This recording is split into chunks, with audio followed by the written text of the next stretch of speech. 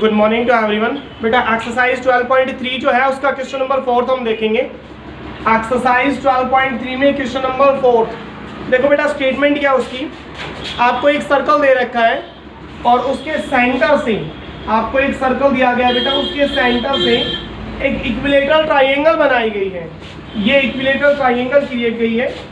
तो centre of circle A है बेटा, ये point center of circle O है, ये पॉइंट ए है, ये बी है। ठीक है, कंप्लीट जो पार्ट है वो शेडेड पार्ट है। कंप्लीट जो पार्ट है वो शेडेड पार्ट है। इस कंप्लीट पार्ट का आपने एरिया फाइंड आउट करना है। इस कंप्लीट पार्ट का आपने एरिया फाइंड आउट करना है। ये जो सर्कल बेटा आपने ड्रा किया है, इसकी रेडियस आपको गिवन है 6 centimetre. Radius of the circle है 6 सेंटीमीटर। और ये जो इक्विलेटरल ट्राइंगल आपने बनाई है बेटा, इसकी साइड आपको दी गई है 12 सेंटीमीटर। ए बी की जो वैल्यू है वो आपको दी गई है 12 सेंटीमीटर। क्वेश्चन है फाइंड द शेडेड एरिया।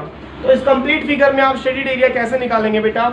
एक तो जो सेक्टर बना है, इस इक्विलेटरल ट्राइंगल को भूल जाओ, जो ये सेक्टर बन रहा है उसका एरिया फाइंड आउट करो। तो एरिया ऑफ सेक्टर यहाँ पे निकालोगे तो उसके लिए सेंट्रल एंगल चाहिए। ये सेंट्रल एंगल आपके पास कितने का होगा बेटा? 300 डिग्री का होगा। सेंट्रल एंगल कितने का हो जाएगा आपके पास? 300 डिग्री का। तो एरिया ऑफ सेक्टर थीटा हो गया आपके पास 300, theta upon 360 into pi 22/1 R square. Radius की वैल्यू भी 6 इंटू 6। इसको जब आप सॉल्व करेंगे तो ऊपर वाले सेक्टर का एरिया आ जाएगा। इसमें आप ऐड कर देंगे बेटा, क्या ऐड कर देंगे? इक्विलेटरल ट्राइंगल है उसका एरिया आप ऐड कर देंगे। इक्विलेटरल ट्राइंगल का एरिया निकालने का फॉर्मूला होता है √3/4 into side square. √3/4 into side square. Side की वैल्यू कितनी की दी गई यहाँ पे? 12 सेंटीमीटर। √3/4 into side square. ठीक है भाई, इस कैलकुलेशन को हम सॉल्व कर लेंगे। कंप्लीट फिगर का शेडेड पार्ट जो है वो फाइंड आउट हो जाएगा। क्वेश्चन नंबर 4 तक है। क्वेश्चन नंबर 5 क्या है हमारे पास? क्वेश्चन नंबर 5 की स्टेटमेंट है बेटा, आपको एक स्फीयर दिया गया है, उसके चारों कॉर्नर्स पे, स्फीयर के चारों कॉर्नर्स पे बेटा 4 क्वाड्रेंट ड्रा किए गए हैं। ये सपोज हमारे पास कोई स्फीयर हो गया, ये स्फीयर है ABCD।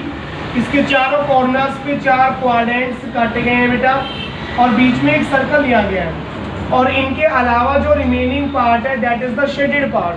ठीक है, ये जो स्क्वायर आपने बनाया है बेटा, इसकी साइड आपको दी गई है 4 centimetre. Side of the square है हमारे पास 4 सेंटीमीटर। ये जो क्वाड्रेंट्स आपने काटे हैं इनकी रेडियस आपको दी गई है बेटा 1 सेंटीमीटर। रेडियस आपको गिवन है 1 सेंटीमीटर। जो सर्कल आपने लिया है इसका डायमीटर आपको दिया गया है 2 सेंटीमीटर। ठीक है, तो इस डायग्राम में शेडेड पार्ट क्या हो जाएगा बेटा? Area of square. डायग्राम में शेडेड पार्ट हो जाएगा area of square minus area of the 4 quadrants. That means area of 4 quadrants. भाई एक क्वाड्रेंट का निकाल के उसको 4 से मल्टीप्लाई कर देंगे, और माइनस क्या कर देंगे? Area of a circle with the diameter 2 centimetre.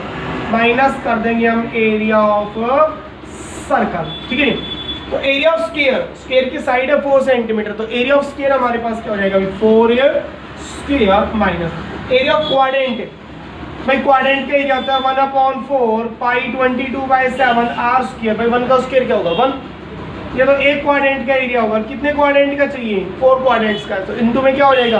4 plus area of circle. Area of circle क्या होता है भाई? Pi r square 22/7 r square. Diameter 2 centimetre है, रेडियस कितनी होगी बेटा? 1 सेंटीमीटर। और 1 सेंटीमीटर 1 का स्क्वायर करेंगे तो 1 ही आएगा। इसको सोल्व कर लो। 4 स्क्वायर क्या होगा? 16। 4 से 4 कैंसिल आउट, 22/7 और माइनस आएगा। माइनस में क्या आएगा? 22/7। बेटा इनका एलसीएम लेके सॉल्व कर लो, जो आएगा आपके पास, जो रिजल्ट आएगा वो आपके पास आंसर हो जाएगा। इस डायग्राम में शेडेड पार्ट आपने कैसे निकाला? कंप्लीट स्क्वायर में से चारों क्वाड्रेंट्स का और एक सर्कल का एरिया हम माइनस कर देंगे। थैंक्स।